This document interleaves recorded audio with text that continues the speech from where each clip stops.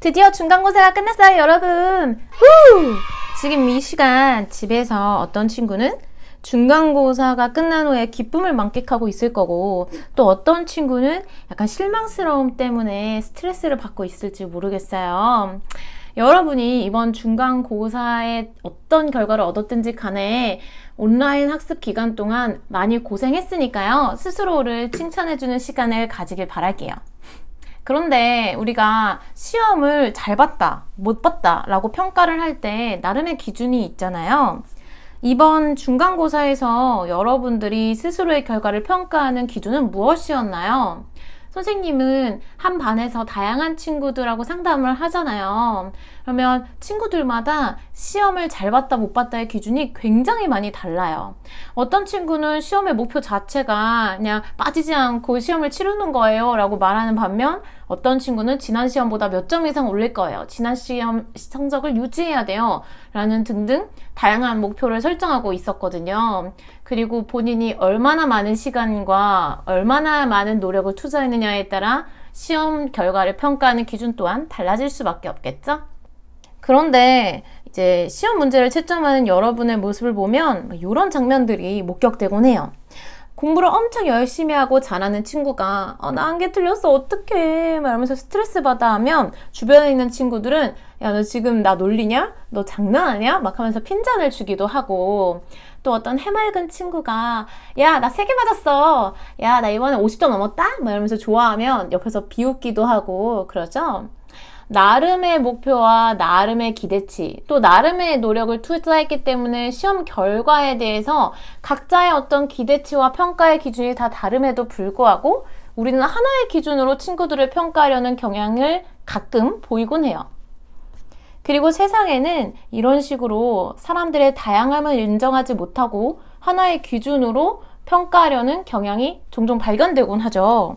각자의 기준이 다를 뿐인데 가끔은 하나의 기준으로 모든 사람을 평가하려고 해요. 오늘 우리가 배울 도가사상은요, 바로 그러한 것들에 대해서 의문을 제기하는 사상이에요. 노자가 살았던 시대 또한 춘추 전국 시대로 엄청난 혼란 속에 빠져 있었습니다. 철기 문명이 발달하고 또 사회와 문화, 정치적으로 엄청나게 많은 변화가 급격하게 이루어지면서 큰 혼란이 도래했어요. 이때 우리가 어떻게 하면 이 혼란을 극복하고 다시 질서를 회복할 것이냐에 대해서 공자와 같은 사상가들은 인이예지의 도덕적인 규범을 강조했지만, 노자는요 다름 아닌 도를 강조했습니다. 도에 따르는 삶을 살고자 노력함으로써 이러한 혼란에 우리가 대처할 수 있다라고 자신의 사상을 전개한 것인데요.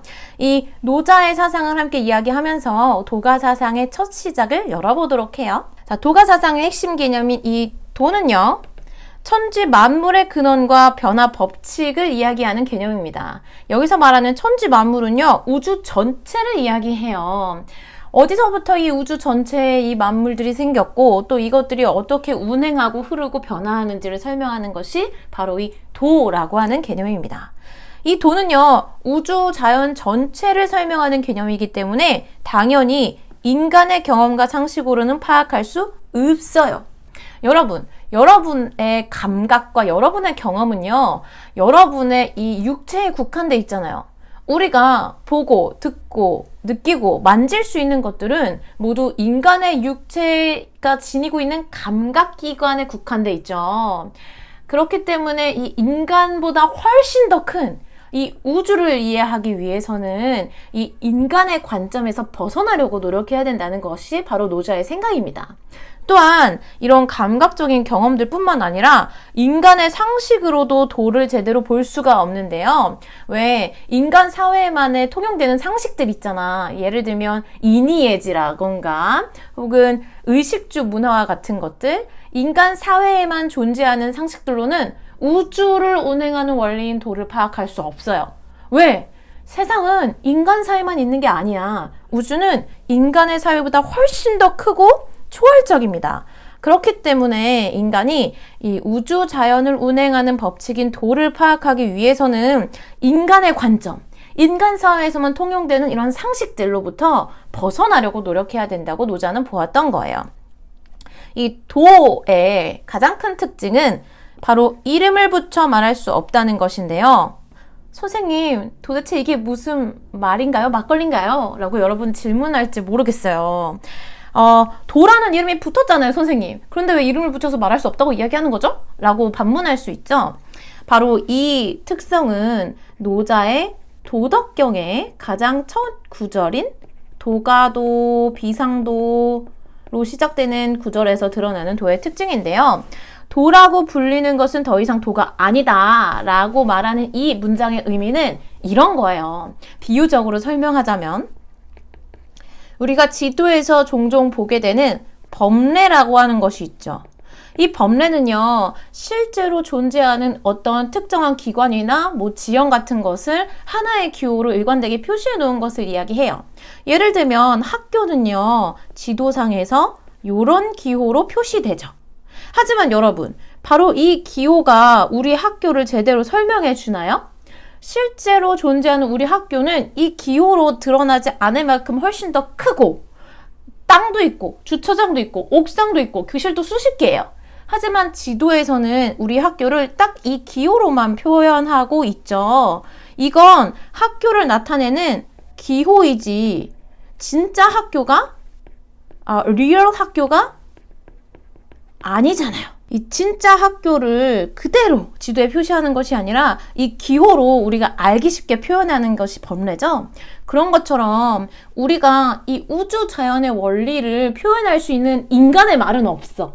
그런데 우리가 그걸 설명하기 위해서 이 지도상의 학교를 표시하는 기호처럼 갖다가 쓰는 말이 도라는 거예요.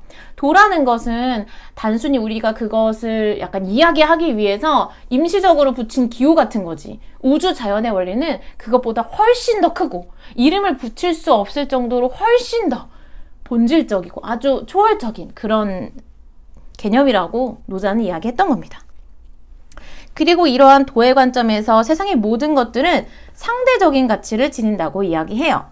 왜 우리가 평소에 가치 판단이라고 하는 걸 하면서 살아가잖아요. 예를 들면 좋다, 나쁘다, 옳다, 그르다와 같은 가치 판단을 하면서 살아가는데 그것은 나의 관점이죠. 나의 주관적인 관점에 불과하다는 거예요. 나한테 좋은 것이 다른 사람한테 싫은 것이 될 수 있고 나한테 나쁜 것이 다른 사람한테 좋은 것이 될 수 있는 그런 상대적인 관점에서 세상을 바라봐야 된다는 것입니다. 그러기 위해서는 또한 도의 관점을 취해야 된다는 것이에요. 조희정의 관점에서 세상을 좋다, 나쁘다, 옳다, 그르다 라고 하는 평가를 내리고 그것이 절대적인 것처럼 생각해서는 안 되고 우주 전체를 바라보는 도의 관점에서 모든 것이 상대적인 가치를 가지고 있구나 라고 하는 것을 인식해야 된다는 것입니다. 이러한 도가 현실 속에서 구체적으로 드러난 것이 바로 덕인데요. 이 덕에 대해서 구체적으로 노자가 제시한 것은 바로 무위의 덕입니다. 무위가 무슨 뜻이냐면요. 없을 무자에 행할 위자, 여기서 말하는 위는요, 인위적인 것을 말하는 거예요. 뭔가 인위적으로 행하는 것, 그런 것들이 없다는 것입니다. 그런 것들이 없도록 행동해야 살아가야만 우리가 무위의 덕을 실천하면서 살 수 있다고 노자는 이야기해요. 여기서 말하는 인위라고 하는 것은요, 어떤 특정한 가치나 규범을 의미합니다. 우주 자연의 원리에 의해서 우리는 이 도에 따라서 각자 다양한 본성을 가지고 태어나요. 그런데 이런 자연적인 본성을 억압하는 것이 바로 이 특정한 가치와 규범이라는 거죠.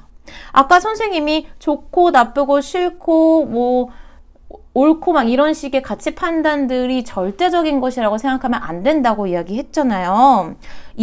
사람이 하나의 일관된 기준으로 세상을 평가하려고 하는 것은 바로 이 인위에 해당된다고 노자는 생각했던 것입니다. 그래서 우리가 도에 따라서 각자 가지고 태어난 자연적인 본성 그 자체를 긍정해야 되는데 인위는 그러한 자연적인 본성을 억압한다는 거예요. 그러니까 이런 특정한 가치와 규범으로부터 벗어나야 된다고 이야기합니다. 그리고 노자가 비판하는 이런 특정한 가치와 규범은 예를 들면 인위예지와 같은 것들이에요. 심지어는 인간의 행동을 규정하고 인간의 행동을 규제하려고 하는 도덕적인 규범, 사회적인 규범들조차 인간이 가지고 있는 자연적인 본성을 억압하는 것이라고 이야기했던 거예요. 그래서 이 노자의 사상과 공자의 사상은 상당한 대립각을 이루게 됩니다.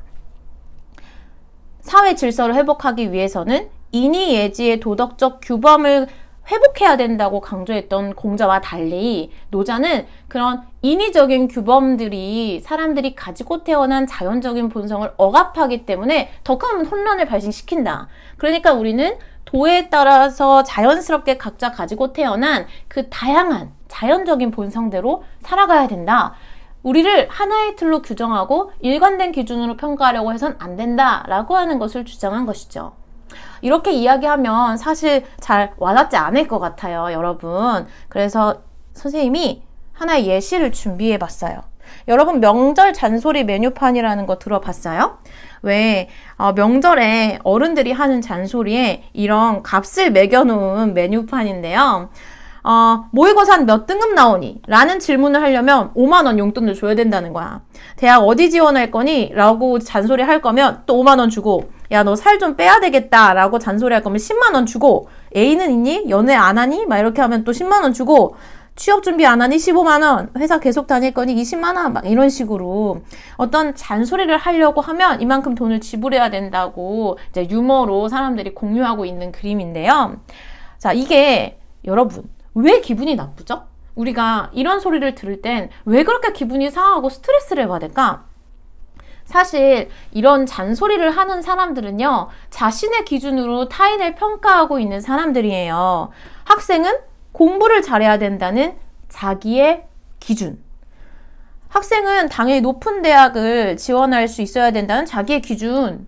젊은 애들은 살 좀 빼야 된다는 기준, 젊으면 연애를 해야 된다는 기준, 졸업을 빨리 해야 된다는 자신의 기준, 취업 당연히, 돈 많이 벌어야 되고, 결혼 당연히, 애기 당연히, 이런 인간의 삶은 이래야지, 네 나이 때는 저래야지, 학생이면 요래야지 라고 하는 자신의 기준으로 남들을 평가하려는 그런 꼰대스러운 잔소리를 사람들이 싫어하는 거잖아요. 이렇게 일상 속에서도 우리는 하나의 기준으로 다른 사람들을 평가하려고 해요. 때로는 사회에서 공유하고 있는 하나의 기준으로 내 삶을 평가하기도 하죠. 이렇게 획일화된 하나로 규정된 규범과 기준으로 각자가 가지고 태어난 것이 다른 사람들, 각자 다른 모습으로 삶을 살아가고 있는 사람들을 평가하려고 하는 것은 결국 우리가 가지고 태어난 자연적 본성을 억압하는 것이다 라고 노자는 이야기했던 거예요. 그래서 이 노자에게 좋은 삶이라고 하는 것은 사실 공자가 이야기했던 것처럼 부모님께 효도하고 나중에 과거시험 급제해서 세상에 널리 이름을 떨쳐야 된다, 입식양명해야 된다, 막 이런 식의 어떤 스텝이 있는 것이 아닙니다. 왜? 우리가 공자 시간에 배웠지만 공자는 이런 이야기를 하잖아요. 15세에는 학문의 뜻을 둬야고, 또 30세에는 뜻을 세워야 되고, 40세에는 부록해야 되고, 뭐 이런 나이에 따라서 어떤 삶을 살아야 하는지 구체적으로 그 단계를 제시하는데, 노자는 그런 걸 싫어해요. 하나의 일관된 기준으로 인간의 삶을 규정해선 안 된다고 이야기합니다. 인간에게 좋은 삶이란, 또 인간뿐만 아니라 모든 존재에게 좋은 삶이란 바로 무위자연의 삶이라고 노자는 이야기해요. 어떤 특정한 인위적인 기준을 따르는 것이 아니라 가지고 태어난 자연적 본성에 따라 사는 무위자연의 삶이 중요하다고 노자는 이야기합니다. 그렇다면 노자가 생각하는 자연적 본성은 어떤 모습일까요? 아주 소박한 것이야. 이 노자는 이 사람이 가지고 태어난 자연적인 본성, 이 도에 따라서 구성된 인간의 자연, 도 그 자체를 굉장히 소박한 것, 부드러운 것, 약한 것, 남을 해치지 않는 것, 겸손한 것 등으로 표현합니다.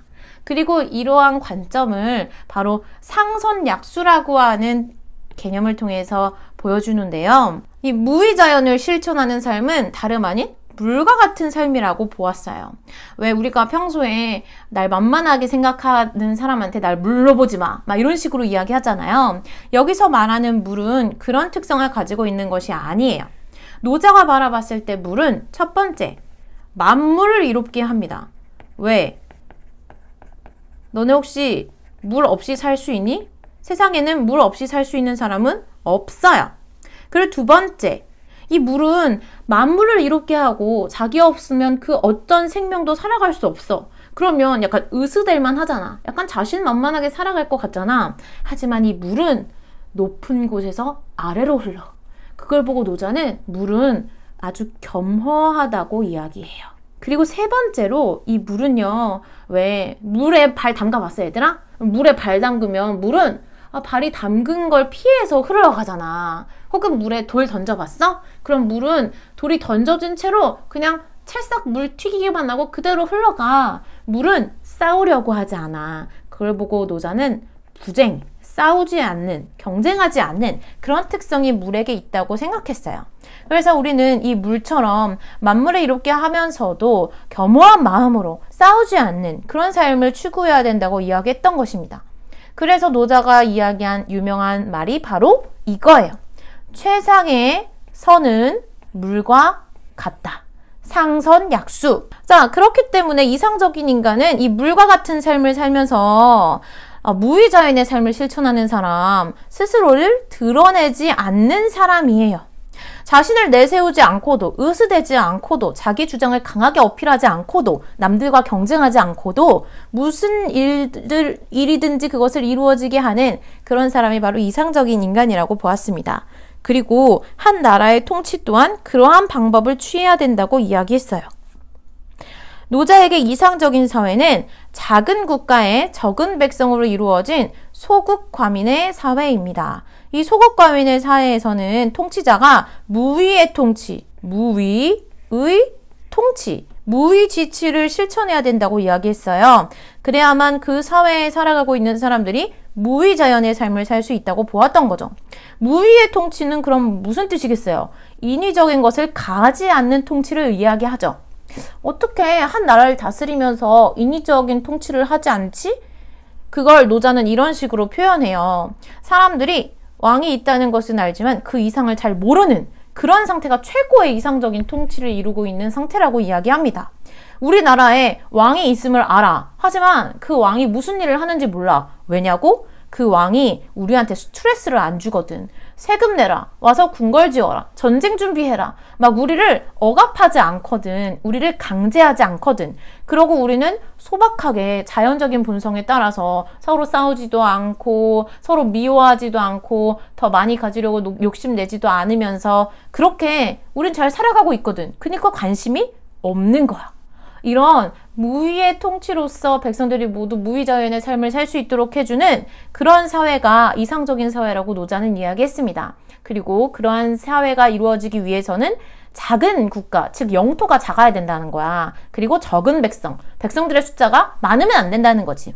이런 소박한 사회를 이루면서 살아가야 된다고 이야기했던 거예요. 자, 그리고 개인의 삶에서도 이런 무위자연의 삶을 살기 위해서는 도덕적인 수양을 계속해야겠죠. 거기에 대해서 노자는 허정이라고 하는 개념을 제시합니다. 텅 비어있는 고요한 마음 상태를 위해서 수양해야 된다는 것인데요. 선생님이 이걸 설명하기 위해서 컵 그림을 가지고 와봤어요. 만약에 여러분 이 컵이 물로 가득 차 있다면 우리는 이 컵에 새로운 물을 따를 수 있을까요? 그럴 수 없죠. 우리가 이 컵이 물로 차버리면 이 컵은 그때부터 그냥 물컵이야. 이 컵은 물이 담겨있기 때문에 다른 새로운 걸 담을 수 없어. 그렇기 때문에 노자는 우리의 마음 상태가 어떤 편견이나 선입관으로 가득 차 있으면 안 되고 비어 있어야 된다고 이야기했어요. 예를 들어서 이 컵이 물로 가득 차 있지 않고 이 컵이 텅 비어 있다면 우리는 여기에 물도 넣을 수 있고 또 주스도 넣을 수 있고 또 어른들이 먹는 기분 좋은 음료수도 넣을 수 있고 다양한 것들을 넣을 수 있죠. 그러면 이 컵은 비어 있음으로 인해서 규정되지 않은 채로 세상의 모든 물질들을 담을 수 있어. 여기에 물이 들어가서 가득 차 있으면 그때부터 이 컵은 물컵으로밖에 규정되지 않지만 이 컵이 비어 있으면 세상의 모든 걸 넣을 수도 있지. 모래를 담을 수도 있고 사탕을 담을 수도 있고 다른 음료수를 담을 수도 있고 그런 것처럼 인간의 마음이 비워져 있고 고요한 상태를 이루어야만 우주 자연의 원리인 이 도를 담을 수 있어. 이 도에 따라서 살 수 있는 그런 마음 상태가 되려면 내 마음에 가득 차 있는 나의 편견, 선입관, 감정 이런 것들을 다 비워내야 된다고 노자는 이야기했던 겁니다. 자, 노자의 핵심적인 내용들을 이 정도로 정리하고 이제 선생님하고 학습지를 채워보도록 할까요? 자, 어느덧 10번째 학습지입니다, 여러분. 온라인 수업 기간 동안 정말 열심히 듣고 있는 걸 선생님이 알기 때문에 기특하고 고마워요. 자, 이 노자의 사상에 우리가 지금까지 했던 이야기들을 한번 떠올려 보면서 빈칸을 채워보도록 합시다. 첫 번째, 노자의 사상에서 중요한 건 바로 이 도의 개념이었어요. 천지 만물의 근원이자 변화 법칙인 이 도. 인간의 경험으로는 절대 파악할 수 없는 절대적이고 근원적인 거야. 절대적인 건 도밖에 없는 거야, 노자의 사상에서.